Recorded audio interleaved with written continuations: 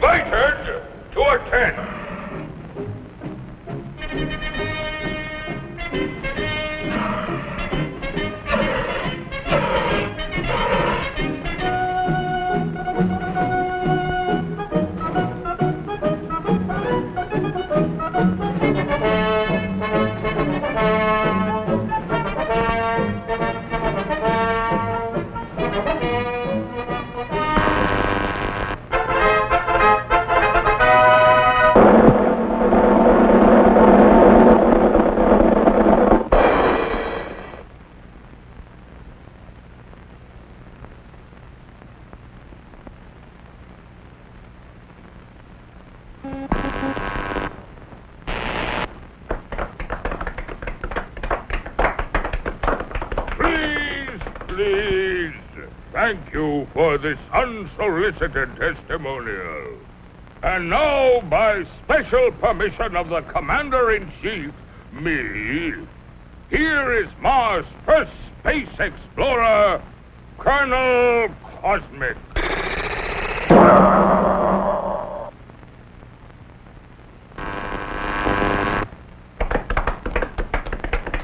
I can't tell you how happy I am to see your smiling faces once more. First, let me say that this trip was made possible only by our dauntless chief, Og the Magnificent, introducer of Og Power, which runs most of our industry, and inventor of Og Speed, which doubles the original Og Power. A short time ago, the master was having trouble with the state limousine. He had, of course, developed the explosive charge. But it was inclined to get a little out of hand, just slightly. And of course, there was always the problem of friction. Parts rubbing together, heating up, and causing all sorts of trouble.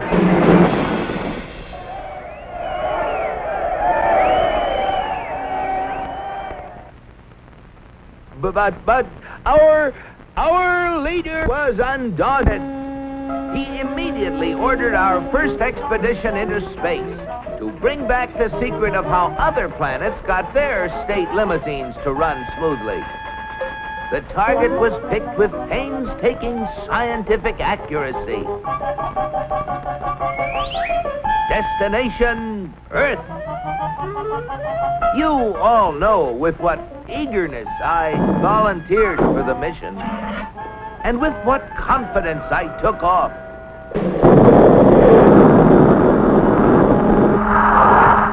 I took careful bearings and set out for my goal, It seemed no time till I was approaching a country of Earth called, the United States of America. I set her down like a feather.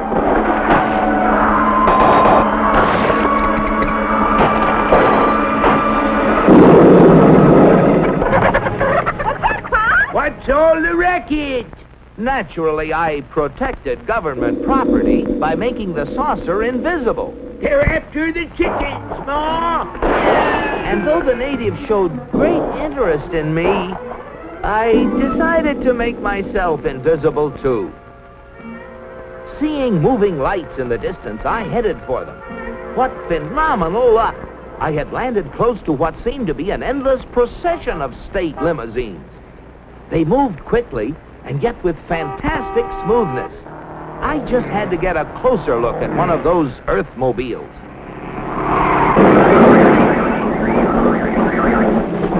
Just as I thought. Not only smooth and efficient, but powerful as well. I watched them for hours.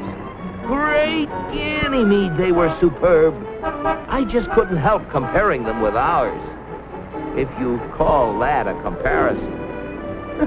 Surely these vehicles must be the property of the highest officials.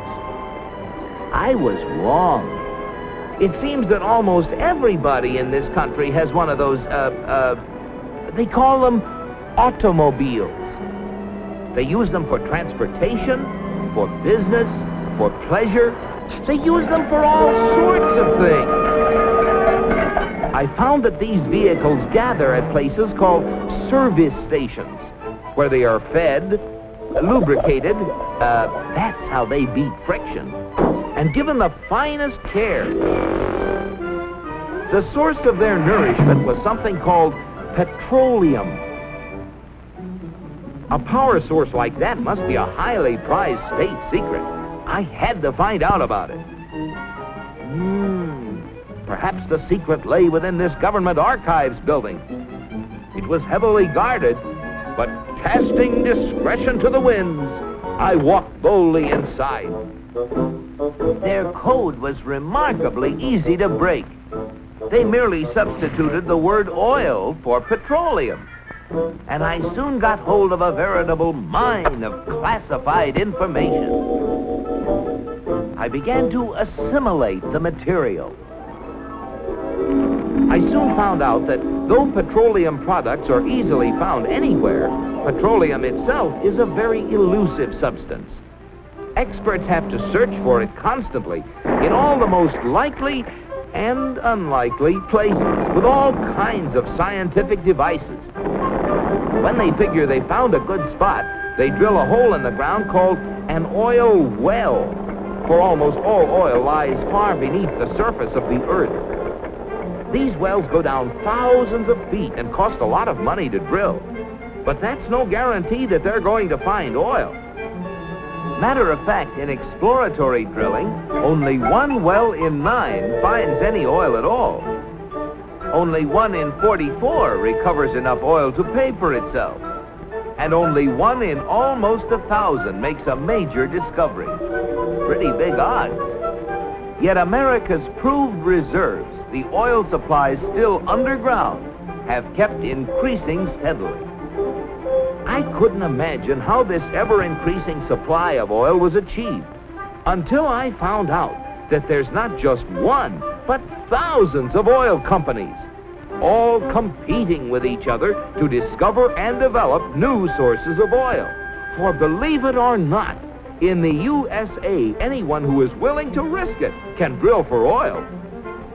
But oil discovery is only part of the story. Once they get oil out of the ground, it has to be moved through pipelines, on ships, or in tank cars to fantastic processing plants called refineries. Crude oil goes in, and great Jupiter, the things that come out. Gasoline, for example, the most efficient mobile power source on Earth. That was the stuff that powered all those cars and trucks. And asphalt, which makes smooth, durable roads. It seems that oil not only runs cars, it even gives them something to run on. Another oil product is the diesel fuel, which runs giant trains across the nation. In winter, fuel oil made from petroleum brings warmth and comfort to millions of homes. And still other fuels help defend America's shores and skies. From refineries also come the lubricating oils and greases that keep the wheels turning in America. But that still isn't all.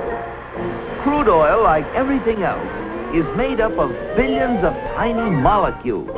And using the magic of research, oil companies compete with each other in taking the petroleum molecule apart and rearranging it into, well, you name it, fabrics, toothbrushes, tires, insecticides, cosmetics, weed killers, a whole galaxy of things to make a better life on Earth.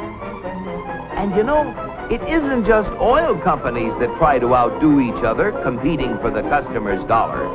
The same story is true of almost every successful business enterprise in America. The result? A higher standard of living in the USA than in any other country on the whole planet. At last, the secret was mine.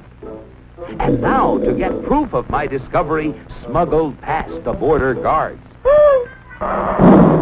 In spite of my infinite precautions, one of them became suspicious and gave the alarm.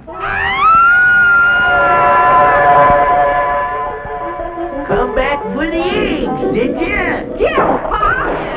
And so, with the fond farewells of the natives ringing in my ears, I took off once again for Mars. My landing was a little bumpy, but I saved my precious cargo. Yes, I brought the secrets back with me, and here they are.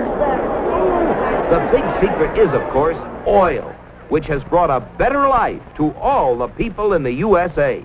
But the key to making oil work for everybody is competition. Fellow Martians, I thank you. Very interesting, Colonel. Oil, huh? Sounds splendid. But that, what was it? Competition. Not our kind of thing at all. Why, competition is downright un-Martian. You'll have oil for everybody. That's what we need. Oh, boy, oil.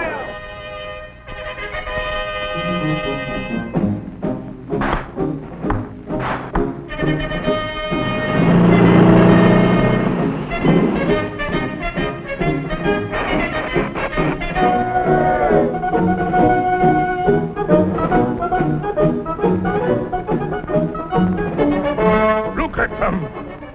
You know what this means, Cosmic? You bet I do, Og. It means that you're through. So why don't you get lost? Yes, the real secret is not only a great source of energy, but also the freedom to make it work for everybody. And if you have both of these things, any goal is possible. It's Destination Unlimited.